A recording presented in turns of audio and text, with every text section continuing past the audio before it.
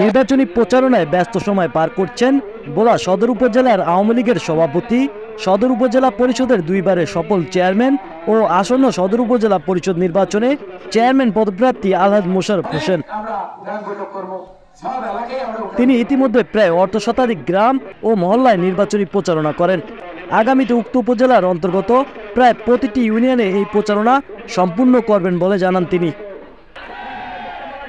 তারই ধারাবাহিকতায় শনিবার সন্ধ্যায় সদর উপজেলার বেলুমিয়া ইউনিয়নের সাধারণ মানুষদের নিয়ে উঠান বৈঠকে ভোট প্রার্থনা করে পুনরায় সেবা করার সুযোগ হলে জনগণের জানমাল নিরাপত্তা সহ উন্নয়নমূলক নানামুখী পদক্ষেপ নেওয়ার প্রতিশ্রুতি দেন তিনি।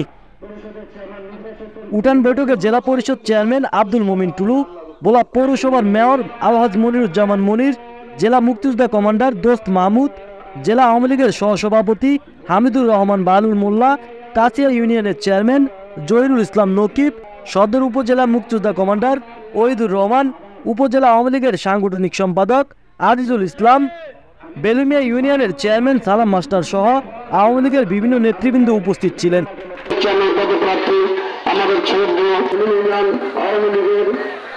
সোহেল রানা, ভোলা পোস্ট।